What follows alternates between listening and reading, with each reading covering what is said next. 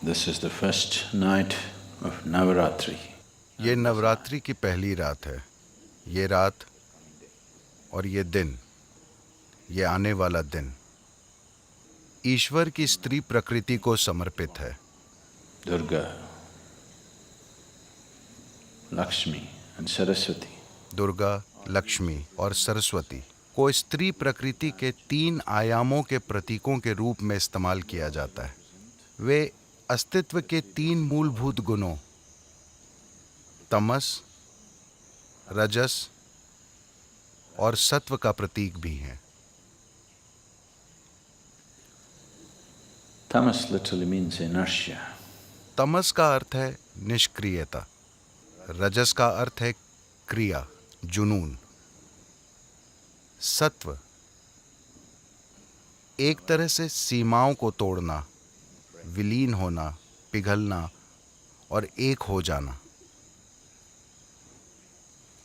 Among the 3 celestial objects, इन 3 खगोलीय वस्तुओं में जिनसे हमारे शरीर की रचना बहुत गहराई से जुड़ी है, धरती, सूर्य और चंद्रमा,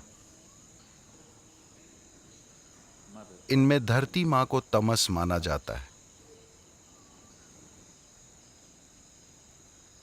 सूर्य रजस है, चंद्रमा सत्व है। those who जो लोग शक्ति की, अमरता की,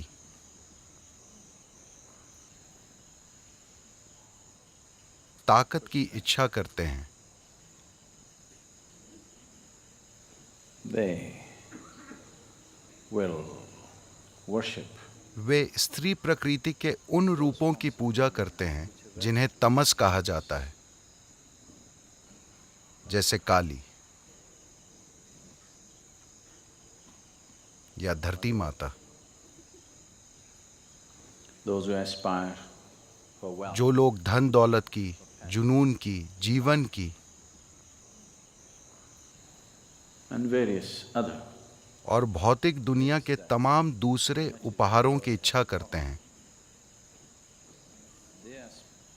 वे कुदरती तौर पर स्त्री प्रकृति के उस रूप की कामना करते हैं जिसे लक्ष्मी कहा जाता है या सूर्य।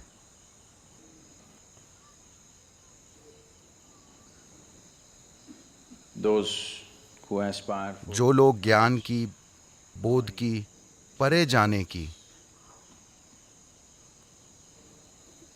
immortality of not the body, शरीर की अमरता नहीं बल्कि नश्वर शरीर की सीमाओं से परे जाने की इच्छा करते हैं, they will aspire वे स्त्री प्रकृति के उस आयाम की आकांक्षा करते हैं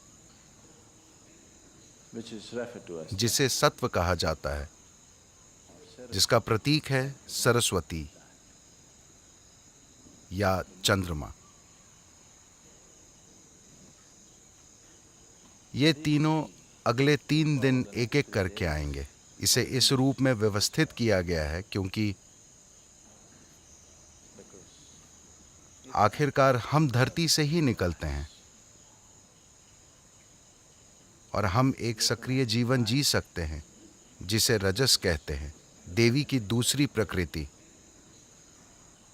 तीसरा, आपके रास्ते में आ भी सकता है और नहीं भी।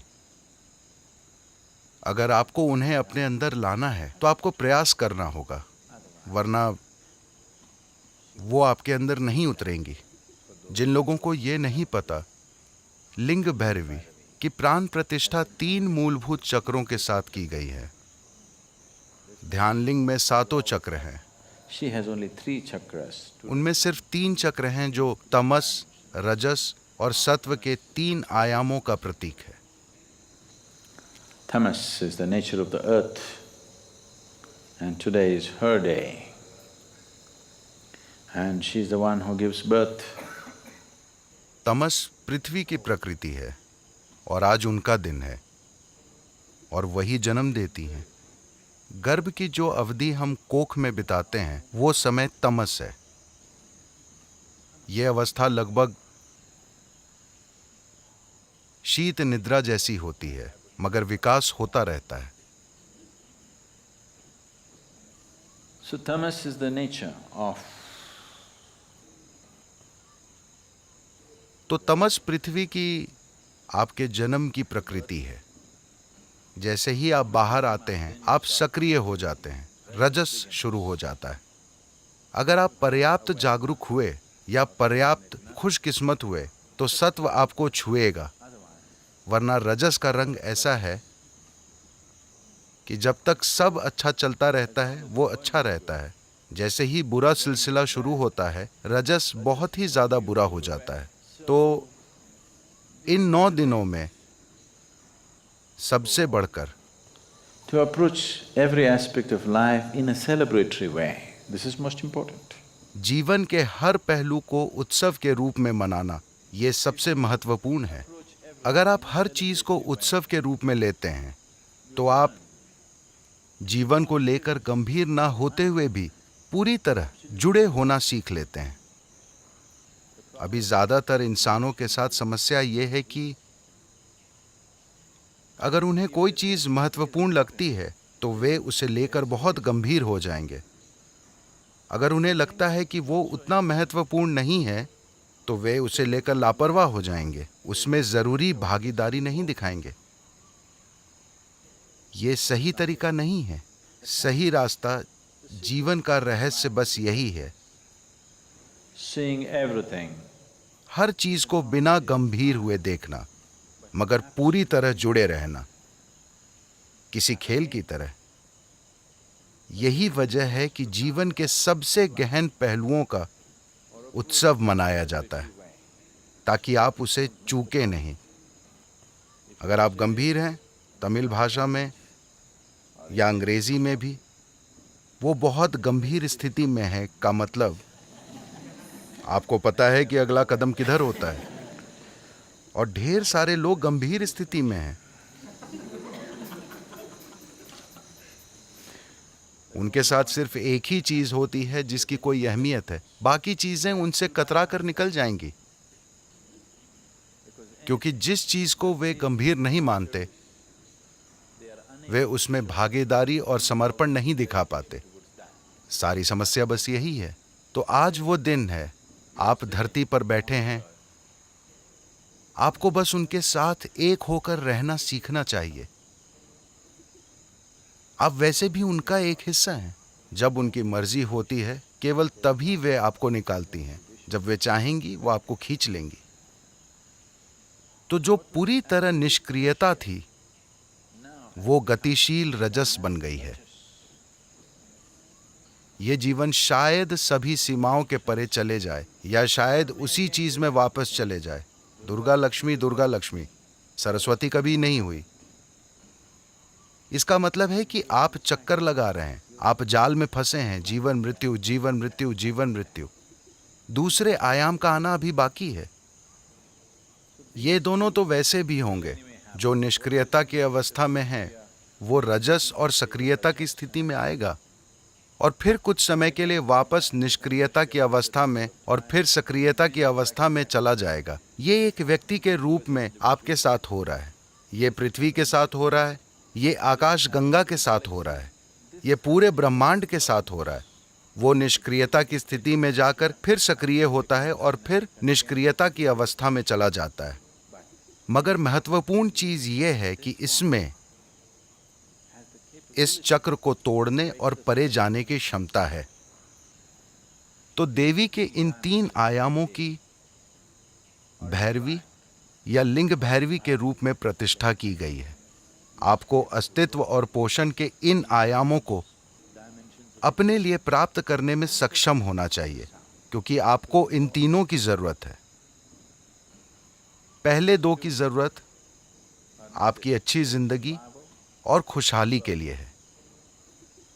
तीसरा परे जाने की आकांक्षा है। तो नवरात्रि इसके साथ शुरू होती है।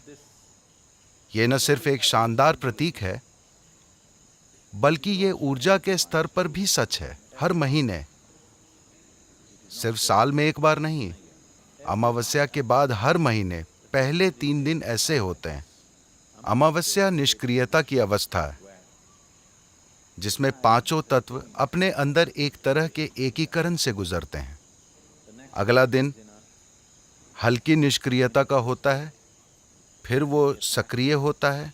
इसके बाद परे जाने की गुंजाइश होती है।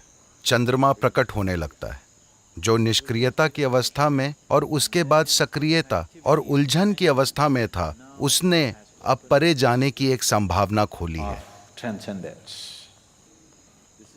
ये हर महीने हो रहा है। This particular month is a little more pronounced. ये महीना कुछ अधिक स्पष्ट होता है, क्योंकि ये अमावस्या साल की दूसरी अमावस्याओं से अधिक स्पष्ट थी। सभी 12 या कभी कभी 13 अमावस्याओं में से ये सबसे शक्तिशाली होती है, जो कल थी। आज पहला दिन है। आज दुर्गा या काली का दिन है। Enjoy the Navaratri and make use of it. Navratri का आनंद लें और उसका लाभ उठाएं। Those of you who are जो लोग कुछ खास तरह की साधना कर रहे हैं, जैसे ब्रह्मचारी और कुछ दूसरे लोग, उनके लिए किसी भी दिन से कोई फर्क नहीं पड़ता, मगर बाकी लोगों के लिए ये मायने रखता है। making use of little supports that nature offers is good to make use of.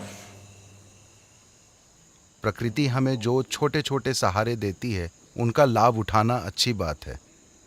अपनी खुद की शक्ति के साथ आगे बढ़ना असंभव नहीं है, लेकिन ज़्यादा लोग ऐसा नहीं कर पाए हैं, बस इतना ही। तो इन 9 दिनों का लाभ उठाएं। अगर आप इन 9 दिनों के लिए यहाँ हैं, तो कृपया उसका लाभ उठाएं। आपको देवी के साथ थोड़ा समय बिताना चाहिए। इन 9 दिनों में ऐसा करना बहुत अच्छा होगा।